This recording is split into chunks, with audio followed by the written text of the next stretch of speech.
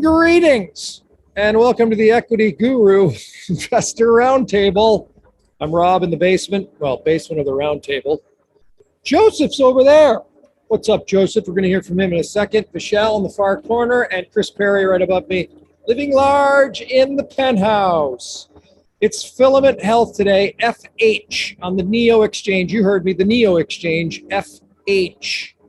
And it's Ben Lightburn, our old pal, is the CEO. And teeing us up today is the man down here in the basement. That's Joseph. That's right. Filament Health is a psychedelic drug discovery and extractions tech company with a mission statement to get safe and approved natural psychedelics for everyone who needs it as soon as possible. Love it. Bye. Bye. Sorry, my broker was on the conversation. I'll just...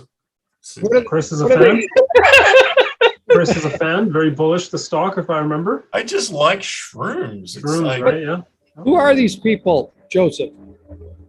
They're a company that's engaged in all natural chemical extraction for psilocybin and other such psychedelics. What they want to do is they want to provide an all natural option for treating things like depression and anxiety. They're kind of like the common cold and mental illness, but we can treat the common cold, and we don't quite know exactly 100% how to treat the common cold and mental illness. So it will still kill you dead if we don't find an adequate treatment for it. As long as they keep coming out with, I don't know, they seem to be mostly coming out with things that allow you to treat but not cure. And this company is looking for treatments, and if they imagine they can find the cure, they'll probably look for that too. This might be a Chris question, but how important do you think natural psychedelics is compared to, say, synthetic? Look, man, I always go back to the same thing, is in my belief that this part of our evolution in psychedelics is more about window dressing than anything else. I think ultimately we want to be in a place where anyone who wants psychedelics can just have them, and there can be some directions on the bottle and maybe some consistent dosing, so I don't have to go talk to that guy behind the Denny's. And, to get there, there's a whole lot of we're going to be focused on medical use because that's what the government is allowing us to get to. And I honestly think that everyone's just kind of placeholdering right now. They're trying to show that they're doing legitimate business and that there's going to be money, whether the laws change or not. But we went through this with cannabis, right, where everyone was medical, patients, doctors. How much money is Canopy spending on doctor education these days?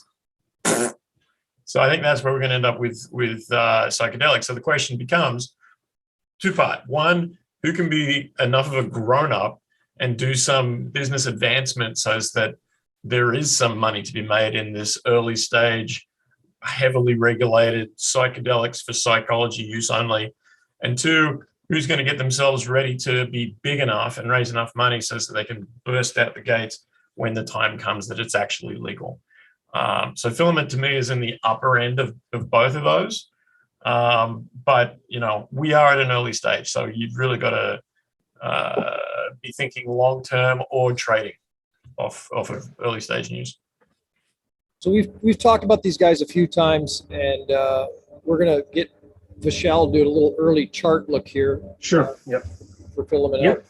Yeah, Rob. So it's, believe it or not, a very interesting day today.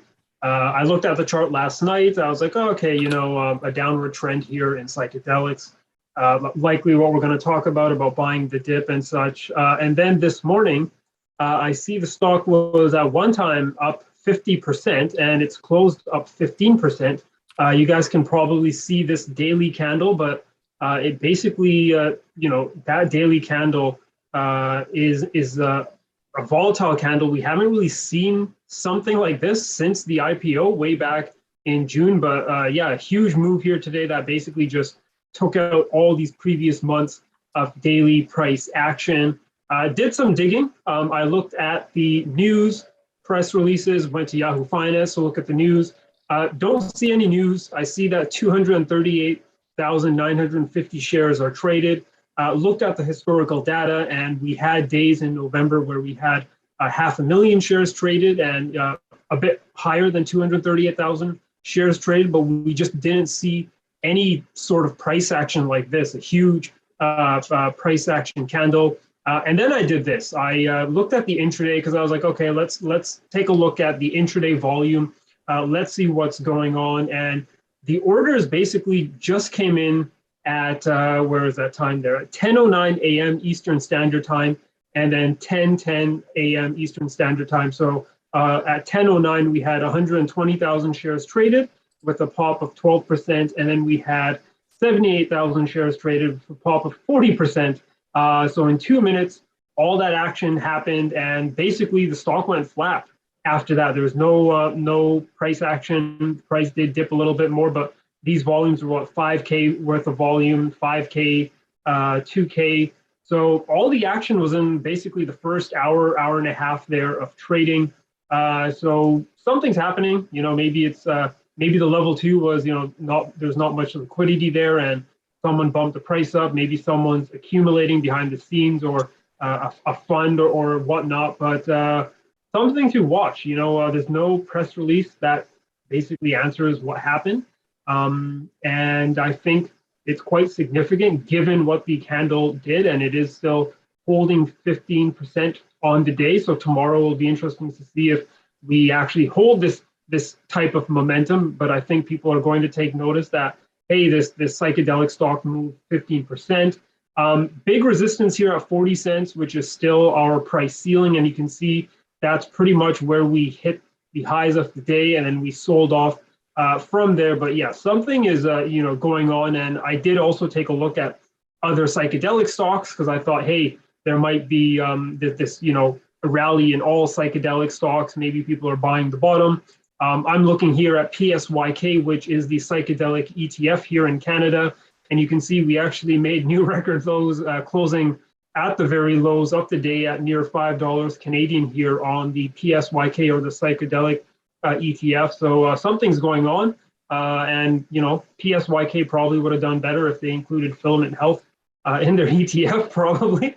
But yeah, the significant or unusual volume and price action today. I was first going to say that maybe somebody found out we were doing an investor roundtable today on the Guru, but actually Chris has written about such matters recently. So there could be a lot of different reasons for what's going on here. If you go back to the carousel on the Equity.Guru site, you'll see Joseph's article going around along with this roundtable. Anything that you want to throw out of significance from that write-up, Joseph, before we find out how much money you guys are spending?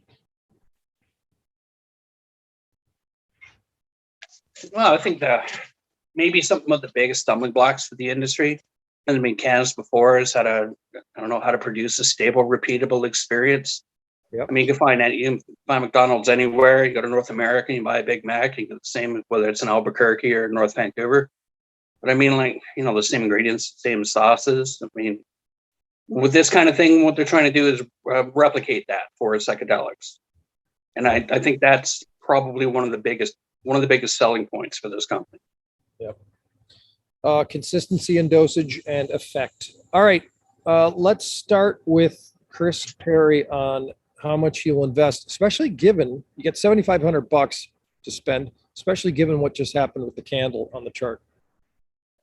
Yeah, well, look, the fact that happened, that it went up so hard so fast, means somebody with a bunch of money is jumping in and getting a big position. In June, the company had a cash position of 7.8 million. In September, it had 6.4. So we're burning through 1.4 million per quarter, which is okay. They've got a few quarters to go before it gets iffy. They've got their Health Canada dealer's license amendment. They've got patents. I think this is a mature looking company, at least for this sector. And so, I'm not going to suggest that tomorrow the candle's going to jump up by the same amount. In fact, if we look at the 1 day to see what happened here, it's basically one big chunk taken out at once. So my thinking is that someone's positioning, it might get a bit cheaper tomorrow. when someone has stopped positioning and people take some profits, because let's face it, a 50%, almost 100% jump over the course of a week is pretty tasty. But look, at a $40 million market cap, I think this is a reasonable valuation. It's got grounds to move up. I think it probably, you're going to find it going up and down for a couple of months because there is no real sector business at the moment of a mature type. But if we're looking long term, I think Filament is in a good position to do good things over the next few months, years. And when, getting that dealer's license is actually a bit of a bow to a company that has its ducks in a row. So I'd be looking maybe to see where it is tomorrow and see if we get anything lower than where it is, and maybe buy in little increments. I'd say sock away 3K of your 7.5 and look for opportunities to get in cheaper than this guy did. All right. Also, can we talk for a minute about the NEO exchange? Yes. I mean, we don't need a different exchange for every day of the week. It'd be really great if the TSX would stop selling our trades to brokers before they execute them. That'd be nice. That's like kind of a blackjack table, telling the guy next to you what the next card is. It kind of sucks. It ruins the integrity of things. And the NEO was set up to sort of stop that, which I can appreciate.